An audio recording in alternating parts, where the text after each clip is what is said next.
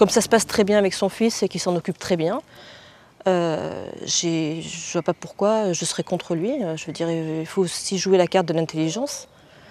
Et moi, pour mon fils, c'est important qu'il ait un équilibre. Et le fait qu'avec son père, ça se passe très bien, et ben voilà, ça se passe très bien avec moi aussi. Accusé à tort. Plus qu'une simple qualification. Une chaîne. Un boulet qu'on traîne lorsque la machine judiciaire s'abat sur nous. Comment prouver son innocence face à l'innommable?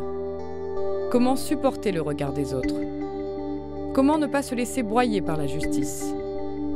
Christophe et Patrick ont dû se poser souvent ces questions. Tous deux ont été accusés à tort. Leur histoire me touche. J'ai envie d'en savoir plus. Comment ont-ils vécu ce jour où, sans raison, ils se sont retrouvés sur le banc des accusés? Je suis Christophe Bridou, 46 ans. J'étais en 2001 accusé à tort. Je m'appelle Patrick Leveneur, j'ai 39 ans et j'ai été accusé à tort. Christophe, Patrick, deux hommes dont la vie a basculé un jour à cause d'accusations infondées. Depuis, ils ne cessent de se battre pour faire reconnaître leur innocence. Un combat qui dure depuis des années.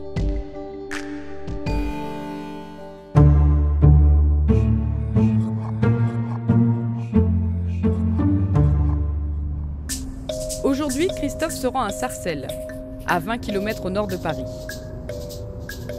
On va voir mon petit garçon de 11 ans, Victorien. Et c'est vrai que je suis toujours super content de le voir. Victorien vit chez sa mère. Cela fait 10 ans que ses parents sont séparés. Pour Christophe Bridou, ces moments-là sont très importants. C'est bon? Tu as mis comme parfum? J'ai mis le parfum que tu m'as donné. Le parfum rouge là. Il y a encore quelques années, Christophe était privé de son droit de visite. Bon, maman? Si Christophe n'a pas pu voir Victorien avant l'âge de 7 ans, c'est qu'il a été accusé de faits très graves.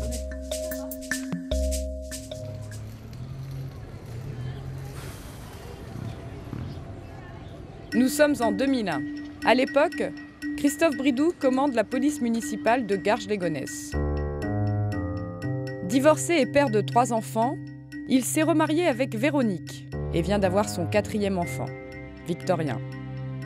Mais cette vie bien rangée s'effondre un jour symbolique, le 11 septembre 2001. Tout commence ici, à la mairie. J'arrive dans mon service. Je revêt ma tenue de police comme tous les jours. Je suis dans mon bureau, je suis seul, isolé. Le téléphone sonne, je décroche et là, au bout du fil, j'ai ma supérieure hiérarchique. Elle me demande de me présenter dans les plus brefs délais dans son bureau.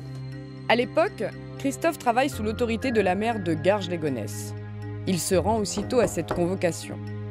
Et selon ses dires, avant de le faire entrer dans son bureau, Madame le maire lui aurait posé une question surprenante au sujet de sa vie privée.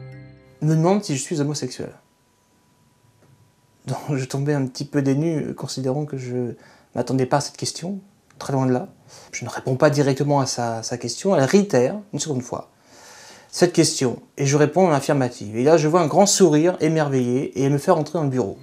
Une fois entré, Christophe dit être surpris par le comité d'accueil. Face à lui, des élus et des responsables administratifs qui l'accusent brutalement.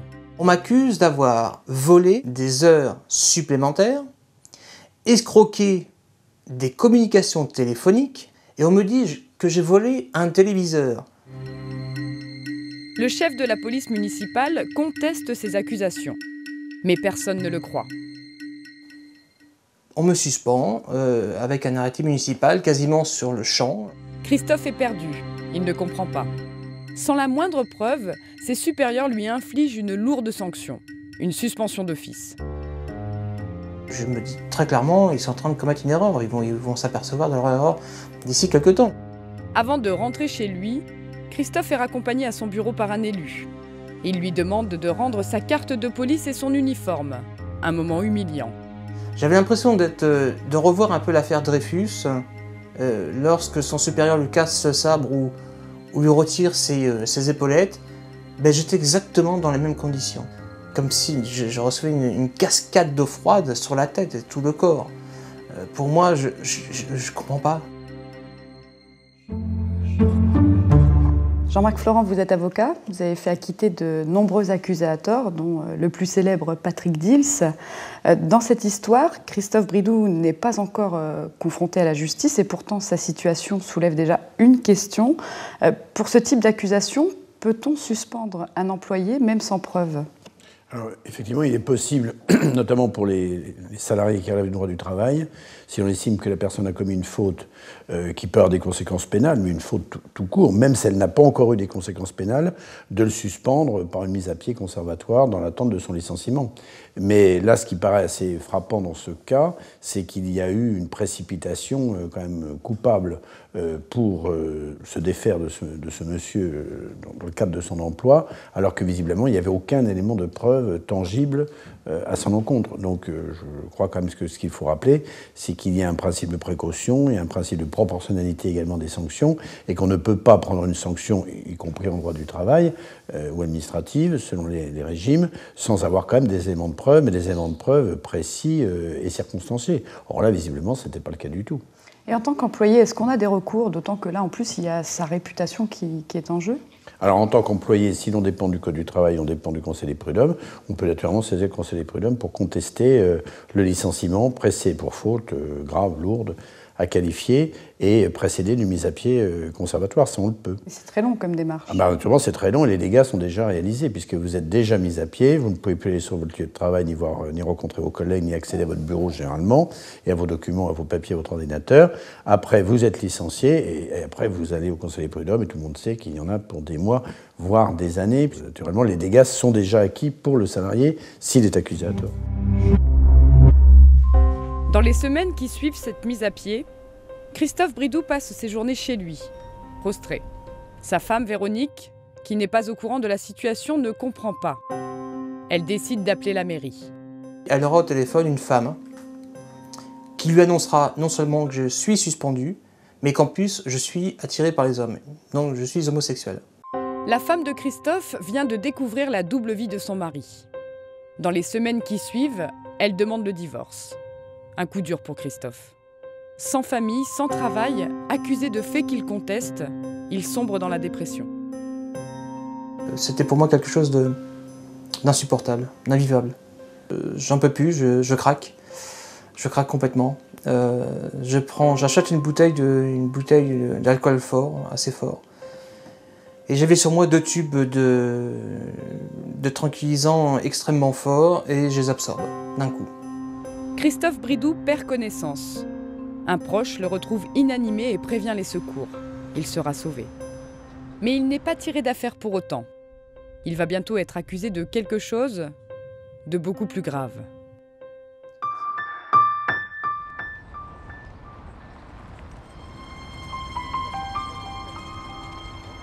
Comme chaque jour, Patrick Leveneur prend son service de chauffeur de bus. Bonjour. Bonjour. Pour les passagers du bus 64, Bonjour. Patrick est un chauffeur anonyme que l'on salue à la va-vite. Les voyageurs sont loin, très loin d'imaginer les épreuves qu'il a traversées. Car un jour, cet homme a été accusé à tort. Retour au printemps 1997. À l'époque, Patrick est marié avec Michel depuis 5 ans. Ils ont 2 fils et attendent leur 3e enfant. Mais leur vie va basculer le jour où ils reçoivent un courrier d'un commissariat situé à 800 km de là, à Marseille. Ça, c'est la convocation que j'ai reçue pour me rendre au commissariat avec mon épouse le 11 mars 1997, à 14h30. Notre billet pour l'enfer. Sans savoir pourquoi ils sont convoqués, le couple prend le train pour Marseille. Ils y ont vécu quelques années auparavant.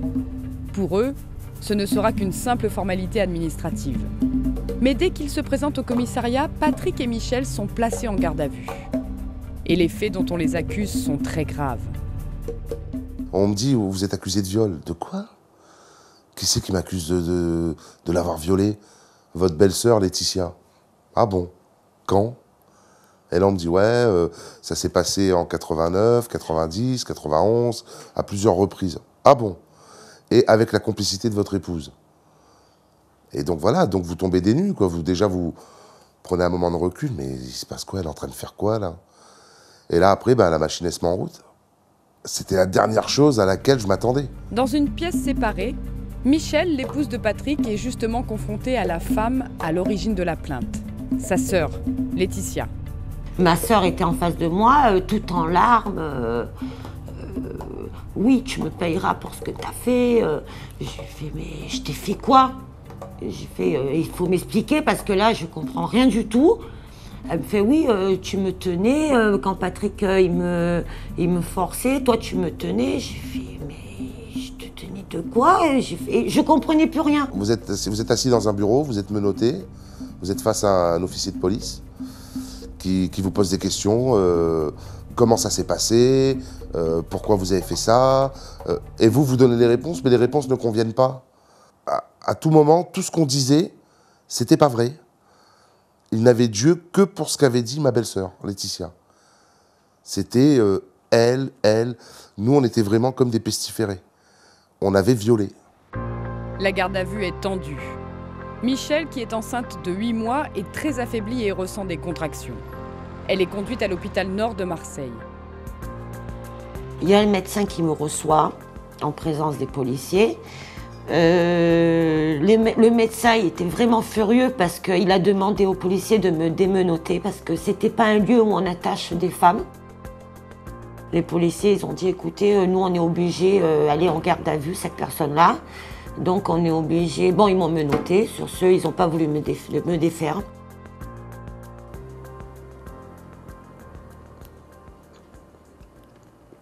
Comment on peut salir les gens comme ça?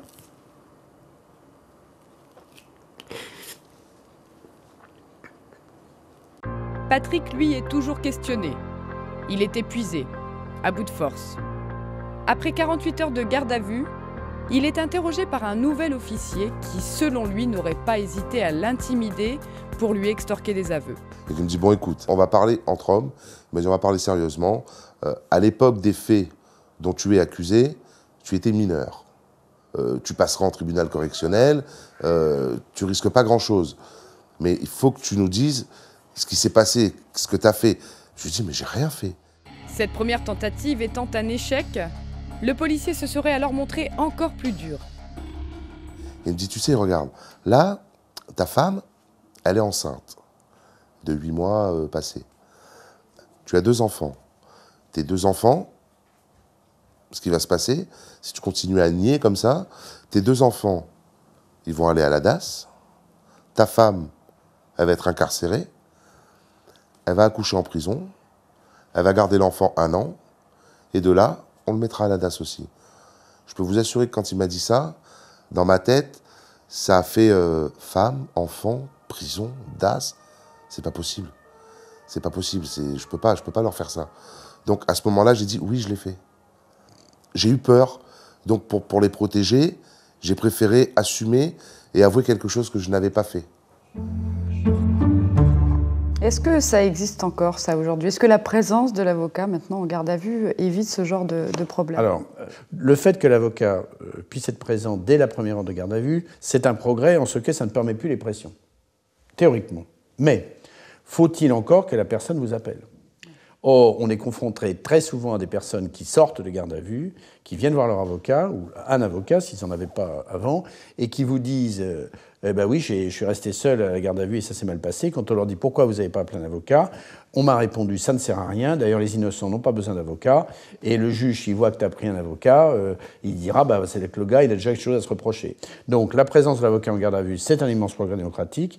Faut-il encore que la personne placée en garde à vue, on lui ait bien notifié ses droits? Ça, c'est quand même généralement le cas maintenant, ça s'est amélioré globalement. Mais faut-il encore qu'elle ne renonce pas à ses droits à voir un avocat et l'avoir avec lui? Et vous savez, il y a une phrase qui est de Démosthène qui dit « La véritable et bonne question, ce n'est pas de savoir combien vous coûtera votre défense, mais combien il vous en coûtera de ne pas vous être défendu. » Ça reste d'actualité 2000 ans ou 2500 ans plus tard.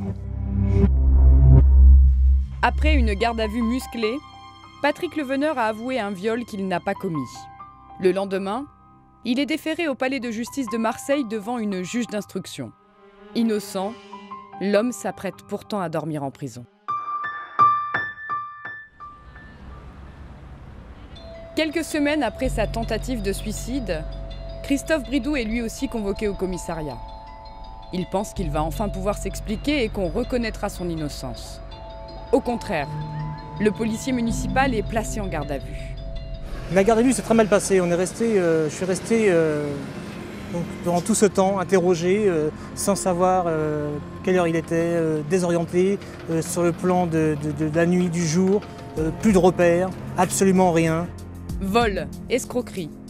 Christophe est interrogé au sujet des multiples faits qu'on lui reproche. Mais pas seulement. Le policier va bientôt l'accuser de faits bien plus graves. Et on me place une image à caractère pédopornographique sous les yeux, en me demandant tout simplement d'où venait cette image. Et on me déclare, voilà, mais d'une simplicité, que ça sortait de mon ordinateur, que ça avait été retrouvé par mon ex-adjoint, que ça... Enfin, tout un imbroglio comme ça de choses qui ne tiennent même pas la route. Et d'ailleurs, je fais part aux fonctionnaires de police que leur affaire ne tienne pas, que ce n'est pas possible. C'est incohérent, c'est totalement incohérent.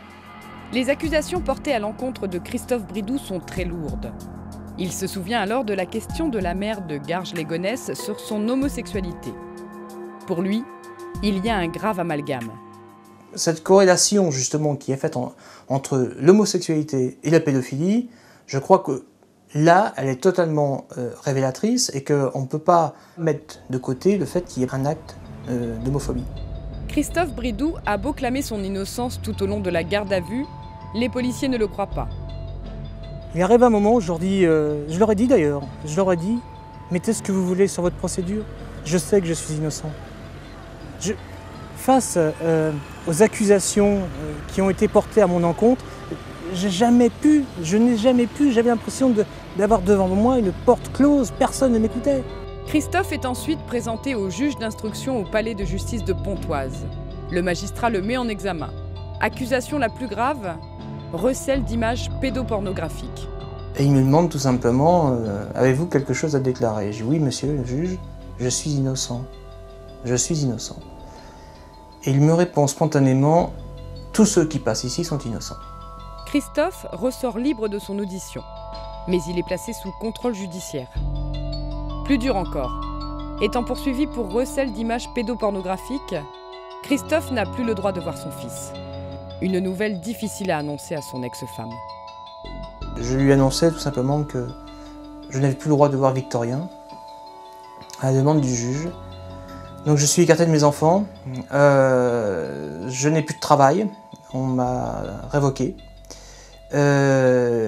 Donc qui dit plus de travail, plus d'argent, donc je me retrouve sans rien.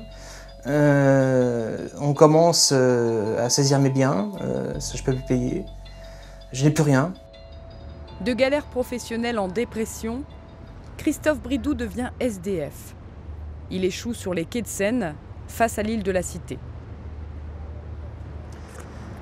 Là, on est sur mon ancien lieu de résidence. Voilà, où je suis resté quasiment pendant presque 2 ans. C'était mon petit appart, mon petit lit. Ça, c'est mon banc. Là, j'avais la poubelle qui me permettait de me servir éventuellement dans les...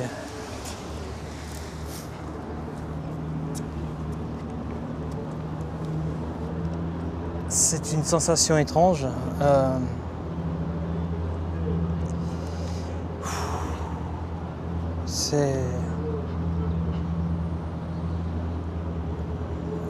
Là, d'un seul coup, tout me revient en plein visage, c'est dur, quoi. C'est très dur. Je crois que ce qui m'a le plus marqué, c'est pas le fait de chercher à manger, c'est surtout de s'apercevoir qu'on est au même titre que les rats. On est recouvert de carton parce qu'il faut se protéger quand même la nuit, même s'il fait bon. On entend ce crac, crac, crac, crac, crac la nuit et on s'aperçoit qu'on a 2-3 rats au pied qui sont en train de ronger le carton. Christophe dort dans la rue de 2003 à 2005. Une période pendant laquelle il se sent abandonné par la justice car l'enquête n'avance pas. Pendant ce temps, impossible pour lui d'être lavé des accusations de pédophilie. Alors, parmi les multiples cas recensés d'accusations à tort, la pédophilie reste quand même très récurrente dans les accusations. Je dirais le plus facile pour nuire à quelqu'un, c'est quand même d'inventer des affaires de mœurs imaginaires, et notamment sur des enfants, et si possible en très bas âge. Comme ça, naturellement, les éléments de preuve qui peuvent être apportés à charge et à décharge sont beaucoup plus complexes à rapporter. Donc ça reste ce qui est à la fois le plus infamant, le plus destructeur, où les dommages collatéraux, directs et collatéraux sont les plus importants, et où il sera également le plus difficile de s'en débarrasser pour la personne qui est innocente. Parce que très souvent, enfin la plupart du temps, dans les affaires vraiment de pédophilie où les enfants sont en très bas âge, la parole de l'enfant est en elle-même assez peu audible, mais est recueillie par des tiers, et c'est par l'interprétation des tiers, personnel médical, personnel scolaire, famille, que l'on arrive à faire une construction souvent artificielle de culpabilité. Est-ce qu'il y a eu des progrès là, à ce niveau-là, justement, sur le recueil de la parole des enfants ? Je serais tenté de dire qu'il y a quand même, notamment depuis l'affaire tragique d'Outreau, une plus grande prudence, notamment dans les milieux sociaux, dans les milieux scolaires, dans les milieux judiciaires. Les milieux médicaux ont toujours été relativement prudents. Mais dans les milieux, on va dire, scolaires, parascolaires, paramédicaux, sociaux et judiciaires, il y a quand même une plus grande prudence et une moins grande sacralisation de la parole de l'enfant. La parole de l'enfant n'est plus parole d'évangile comme elle pouvait l'être, notamment avant Outreau. Seul, sans emploi, sans logement, accusé de faits très graves, Christophe Bridoux est un homme brisé. Pourtant, à la fin de l'année 2005, l'ancien policier municipal va pouvoir commencer à remonter la pente. 13 mars 1997. Tandis que Michel, sa femme, est retournée seule à Paris, Patrick Leveneur est conduit en fourgon cellulaire à la prison de Marseille. Direction les Baumettes, nous allons à la prison des Baumettes. Dès son arrivée aux Baumettes, Patrick est incarcéré dans le quartier le plus difficile de la prison. J'ai été installé au 2e Nord. Le 2e Nord, c'est le quartier résidentiel des pointeurs, entre guillemets des violeurs. Le violeur, c'est un pestiféré en prison. Patrick partage une cellule de 9 mètres carrés avec un autre détenu. Sa vie en prison est rythmée par les promenades, 1 heure par jour, mais aussi par les parties de cartes et les parloirs. Le moment le plus dur que j'ai eu là-bas, c'est quand j'ai eu mon premier parloir avec ma mère qui est venue et qui m'a amené mon fils Ludovic. Il avait 6 ans à l'époque. Là, c'était super dur. Parce que ça faisait plus de 2 mois que je crois que j'avais pas vu mon fils, que j'avais plus de contact, quoi. C'était que de l'écrit. Et quand on m'a dit que j'avais parloir, j'ai été surpris déjà. Et quand je suis arrivé là-bas, que j'ai vu mon bébé de 6 ans et ma mère, vous imaginez, j'ai pleuré. Et quand je suis remonté de ce parloir, j'étais pas bien. J'étais vraiment pas bien. Pendant sa détention, Patrick multiplie les courriers pour clamer son innocence, sans résultat. On écrit au juge d'instruction, on fait des demandes de liberté qui reviennent tout le temps, rejetées, demandes rejetées. Or, j'en ai fait des demandes de remise en liberté. En prison, Patrick n'a pas le droit de voir Michel, sa femme, car elle est mise en examen pour complicité de viol. Du coup, presque chaque jour, il lui écrit. Ce qui me met le plus en rogne dans tout ça, c'est d'être mélangé à tous ces pédophiles. Alors quand les autres prisonniers nous voient descendre en promenade, je te dis pas le genre d'insulte qu'ils se disent, mais moi je m'en fous, je me sens pas visé car je suis innocent. Je suis fier de ce que je suis, un homme qui n'a jamais violé qui que ce soit, et je vais me battre jusqu'au bout pour que mon innocence soit prouvée. C'était important, il fallait se soutenir, quoi. Patrick, vous, ça vous a aidé? Ah oui, ça faisait du bien, oui. Ah oui, d'avoir des nouvelles, c'est ce que j'attendais tous les jours. Tous les jours, j'attendais du courrier. Parfois, les lettres de Michel sont porteuses de très belles nouvelles. Comme ce jour de mai 97, où Patrick apprend la naissance de son 3e fils. Mon cher papa chéri, c'est moi Patrick, ton fils chéri. Comme promis, je t'envoie l'écriture de maman. Tout mon bonheur, je suis née le 6 mai 97. Aujourd'hui, Patrick a 15 ans. Ses parents lui ont souvent raconté pour quelles raisons il portait le même prénom que son père. J'ai été appelé Patrick parce que au moment de ma naissance, il n'y avait pas mon père était encore en prison. Maintenant, je représente un peu mon père. Voilà, mais je suis fier. Je suis très très fier. Pendant son incarcération, Patrick reçoit peu de visites. Heureusement, il peut compter sur une amie de sa mère. Ça va? Comment tu vas? Et toi? 4. Ça va? C'est belle, hein? Oui, ça va? Ça va la forme? Ouais. Monique habite les quartiers nord de Marseille. Pendant la détention de Patrick, chaque semaine, elle traverse la ville pour lui apporter du linge propre et prendre de ses nouvelles. Je l'ai aidé parce que, je sais que Patrick, il n'a pas fait ses conneries, Patrick n'a pas ça dans la tête. Non, avec sa femme, ils sont trop proches, non, pas du tout. Et 2, sa mère, je la considère comme une sœur jusqu'à maintenant. Et en 3, moi aussi j'ai des enfants. Là, quand elle venait me voir, elle me donnait beaucoup de nouvelles de l'extérieur. Comment allait mon épouse, comment allait ma mère, comment allaient mes enfants.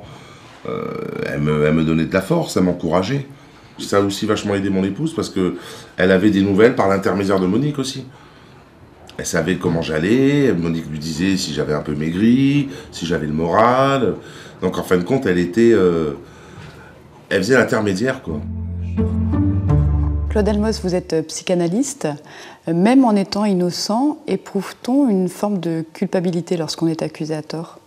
Mais c'est tout le problème, et je crois que pour le comprendre, il faut vraiment quitter le terrain de la réalité pour ce que nous appelons dans notre jargon l'imaginaire, c'est-à-dire en gros ce qui va se passer à partir d'une réalité donnée dans la tête de quelqu'un. Bon, quand quelqu'un est accusé à tort, il sait bien qu'il n'a pas fait ce qu'on l'accuse d'avoir fait. Mais il y a plusieurs raisons qui font que cette certitude va vaciller jusqu'à même disparaître.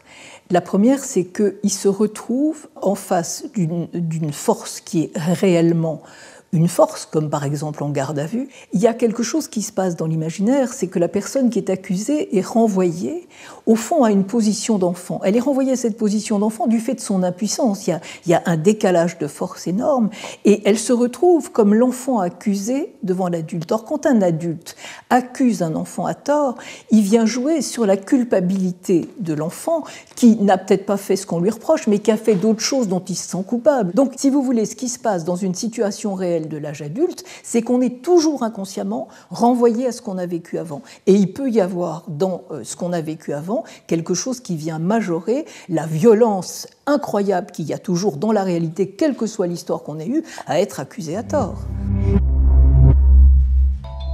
Après plus de 3 mois de détention à la prison des Baumettes à Marseille, Patrick Leveneur clame toujours son innocence. Mais personne ne semble l'entendre. Pourtant, son affaire va bientôt connaître un rebondissement inespéré.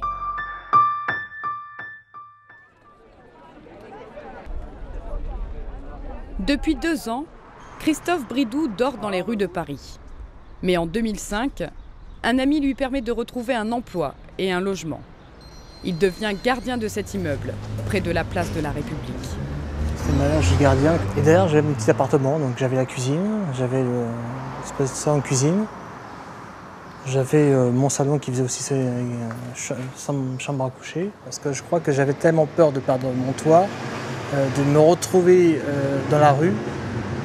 J'avais cette notion de vouloir conserver mon bien. Et je me suis donné corps et âme dans mon travail, je faisais même plus que je ne devais faire, parce que je voulais montrer que j'étais capable de quelque chose, et je voulais rendre service aux résidents d'ici. Vous allez bien? Ça a grandi, hein? Ouais. C'est fou, hein? Ça a vraiment grandi, hein? Ouh là là! Cela fait 2 ans que Christophe n'a pas vu ses résidents. J'avais bien compris. On passe d'une ascension à une déchéance, à une remontée, il faut rebondir. Bah écoutez, voilà. Je monte encore et je monte et je progresse. Je vous le souhaite. Je vous remercie. Passez une excellente journée. Merci pour tout. C'est ici que Christophe a appris la nouvelle qui lui a permis de se relever. C'était en février 2007. Je me souviens encore, j'étais en train de cirer les escaliers et mon téléphone portable sonne. Et je vois le nom de mon avocat qui apparaît. Et je me dis, s'il m'appelle, c'est qu'il y a toujours rien de bon. Et il me dit, ça y est, nous y sommes, nous avons un quadruple non-lieu. Et je me suis mis à pleurer, mais sans pouvoir me contrôler. Je pense que les nerfs étaient tellement à rude épreuve que ça faisait maintenant plus de 7 ans que j'attendais quand même. Plus de 7 ans. Sans élément à charge, Christophe Bridoux est désormais lavé de tout soupçon sur l'ensemble des chefs d'accusation. Sa priorité, revoir son fils Victorien. J'ai demandé à mon ex-femme de voir le dernier, que je n'avais pas vu depuis 7 ans, qui avait 9 mois au moment où je suis parti. Je lui demande de le revoir et ça a été un long cheminement parce qu'on ne voulait pas le traumatiser. Aujourd'hui, Christophe essaie de rattraper le temps perdu avec son fils. Et tu sais danser Michael Jackson? Le moonwalk, je sais le faire. Le moonwalk? Ouais, moi je marche. Hop, hop. J'ai raté tout simplement le fait de ses premiers papas, ses premiers pas, le fait de gambader partout, le fait tout ça, voilà, les premiers gagas, les premiers gueugueux, les premiers papas. Ça c'est des antennes? Oui, ce sont ses yeux d'après moi. Après sa séparation avec Christophe il y a 11 ans, Véronique a sombré dans l'alcool et la dépression. Mais depuis qu'il a été innocenté, ils se sont de nouveau rapprochés. À présent, tous deux se soutiennent. Comme ça se passe très bien avec son fils et qu'il s'en occupe très bien, je ne vois pas pourquoi je serais contre lui. Je veux dire, il faut aussi jouer la carte de l'intelligence. Et moi, pour mon fils, c'est important qu'il ait un équilibre. Et le fait qu'avec son père, ça se passe très bien, et ben voilà, ça se passe très bien avec moi aussi. Claude Almos, la solitude des personnes accusées à tort est très forte. L'entourage joue un rôle primordial, non ?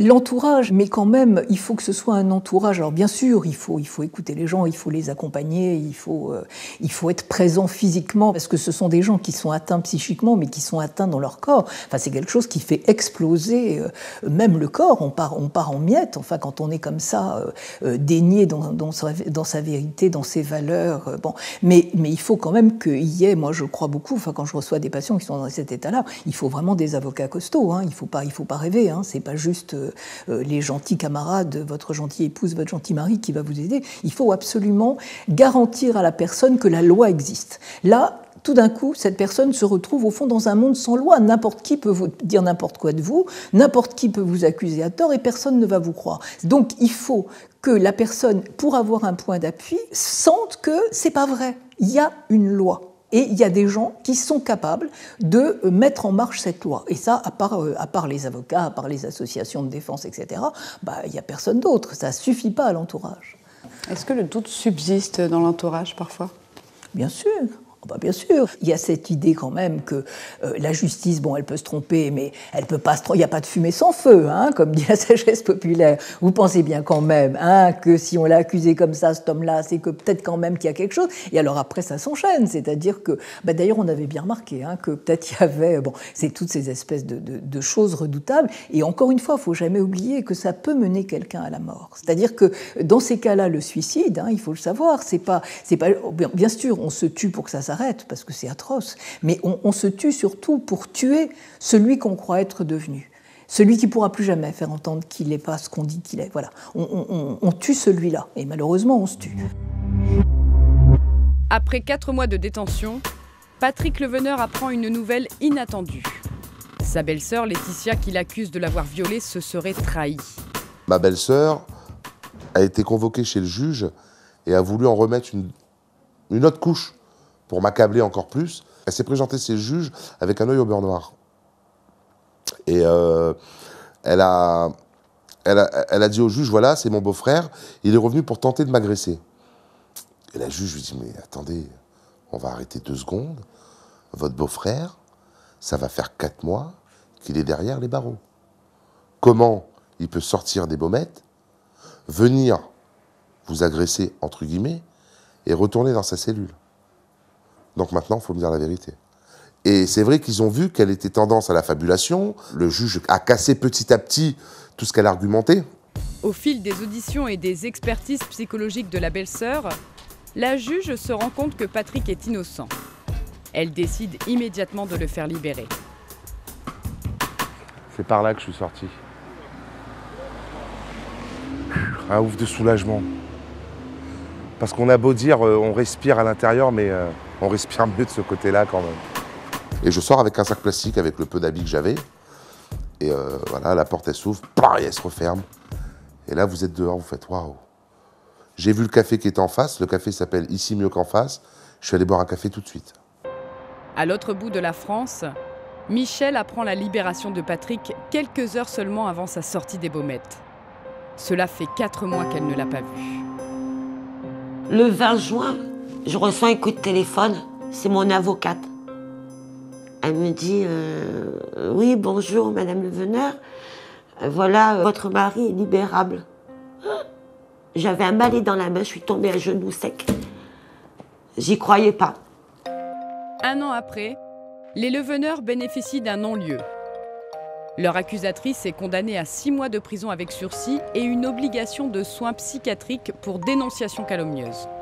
Patrick et Michel pensent qu'ils vont enfin pouvoir tourner la page. Mais l'affaire n'est pas encore terminée.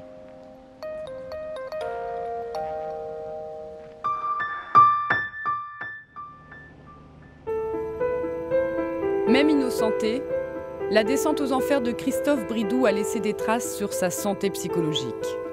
Bipolaire, il doit suivre un lourd traitement médical.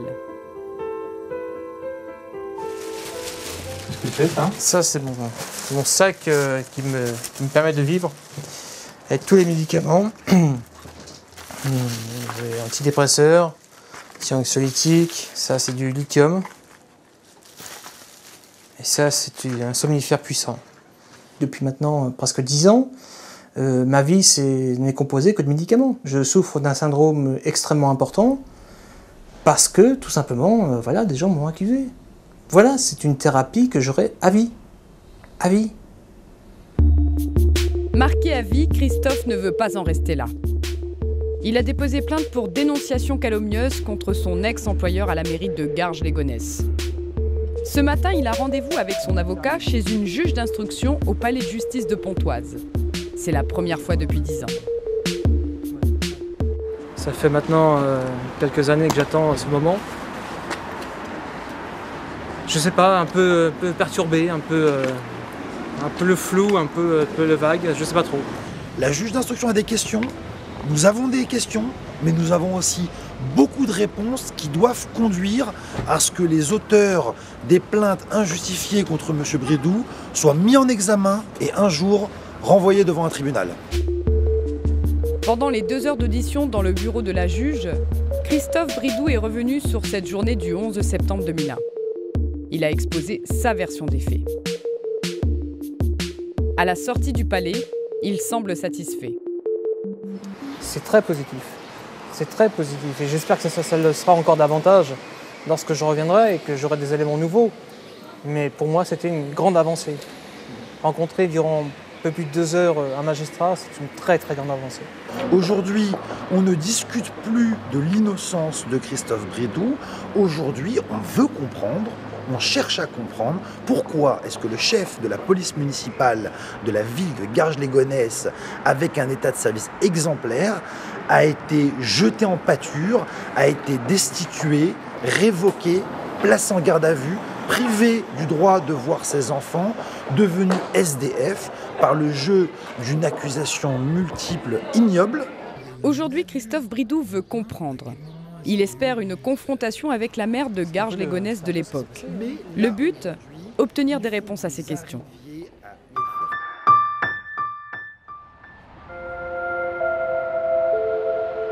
Après la sortie de prison de Patrick, les Leveneur tentent d'oublier les accusations à tort de la sœur de Michel.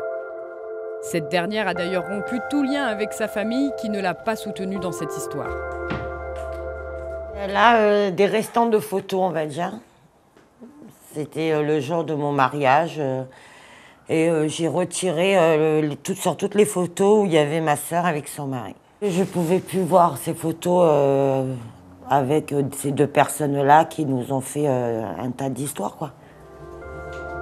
Malgré tout, pour Michel et Patrick, en dépit de la condamnation de la belle-sœur en 2001, difficile de tourner la page.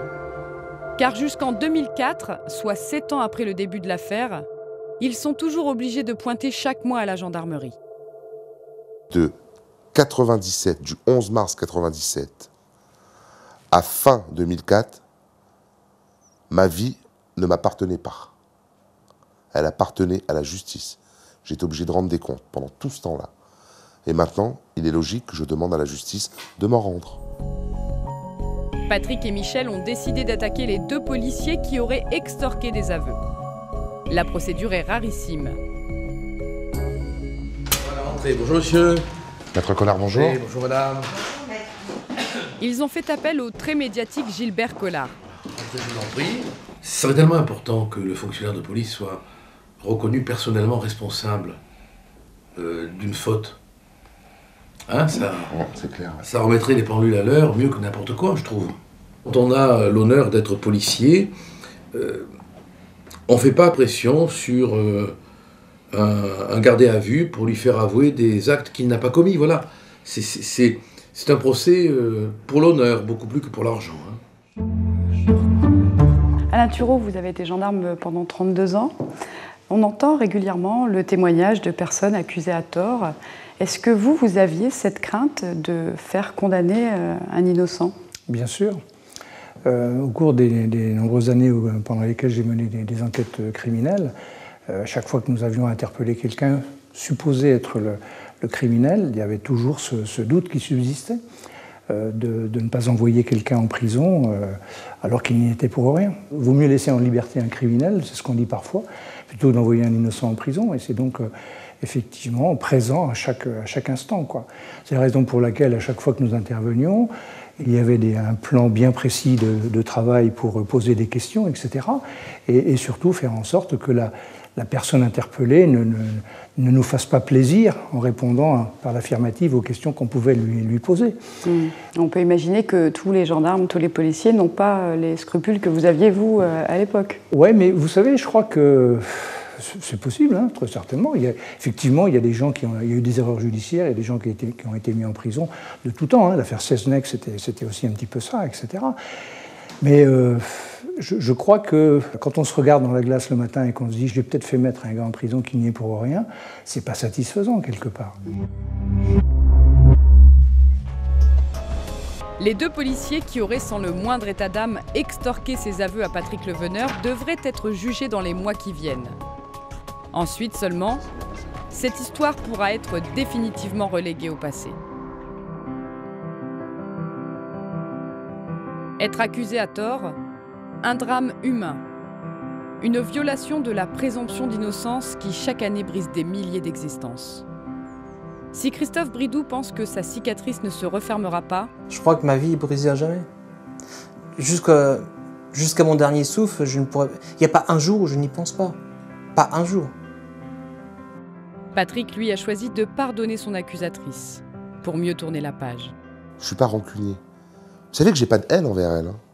J'ai de la pitié, de l'incompréhension.